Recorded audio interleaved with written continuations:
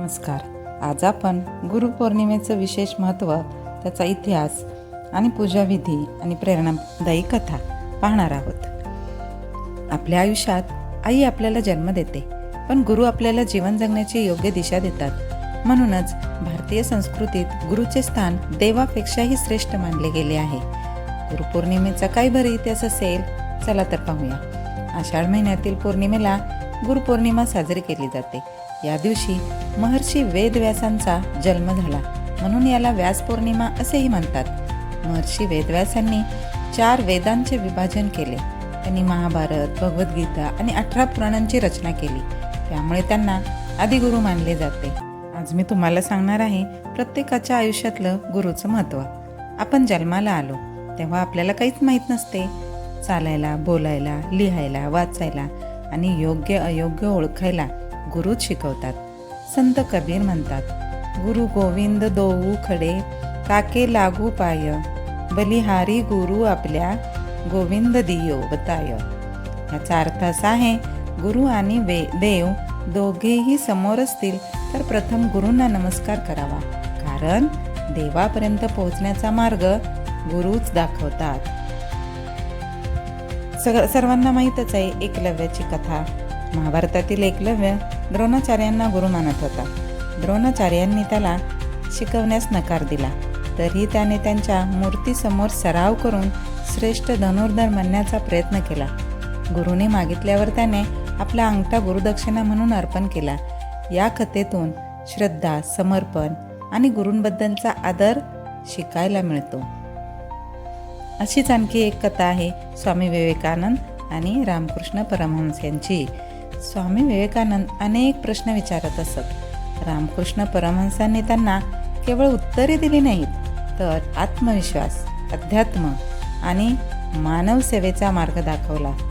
पुढे विवेकानंदांनी संपूर्ण जगभर भारतीय संस्कृतीचा संदेश पोहोचवला.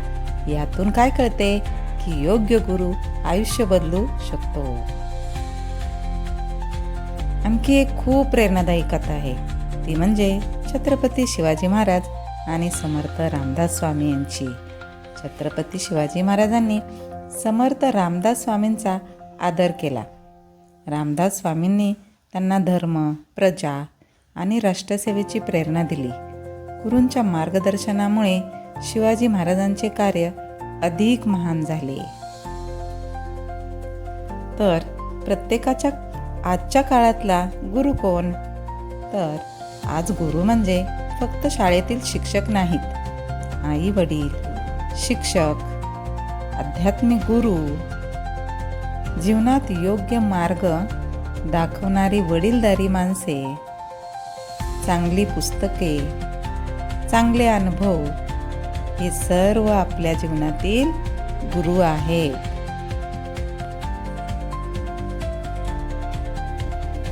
काय बरं करावे गुरुपौर्णिमेच्या दिवशी? तर सकाळी स्नान करावे, देवपूजा करून गुरूंचे स्मरण करावे, गुरूंना फुले फळे अर्पण करावीत. गुरुर् ब्रह्मा गुरुर्विष्णू गुरुर्देव महेश्वरा, गुरुर साक्षात परब्रह्म तस्मै श्री गुरुवे नमः हा मंत्र म्हणावा. शक्य असल्यास गुरूंचे प्रत्यक्ष दर्शन घेऊन आशीर्वाद घ्यावा. गरजू विद्यार्थ्यांना पुस्तके किंवा शैक्षणिक साहित्य दान करावे. त्याचप्रमाणे गुरुपौर्णिमेला काय करू नये? तर गुरुपौर्णिमेला गुरूंचा अपमान करू नये, खोटं बोलू नये, वादविवाद किंवा राग टाळावा, वाईट सवयींपासून दूर राहण्याचा संकल्प करावा. असंच एक खूप प्रेरणादायी उदाहरण आहे. एका विद्यार्थ्याला गणित अजिबात येत नव्हते. तो वारंवार नापास होत होता, पण त्याच्या शिक्षकांनी त्याला रोज 1 तास अतिरिक्त शिकवले. काही वर्षांनी तोच विद्यार्थी अभियंता झाला. यश मिळाल्यावर त्याने सांगितले, माझ्या आयुष्यातील खरे शिल्पकार माझे गुरु आहेत. हा प्रसंग सांगतो की गुरु फक्त विषय शिकवत नाहीत, तर आत्मविश्वासही देतात.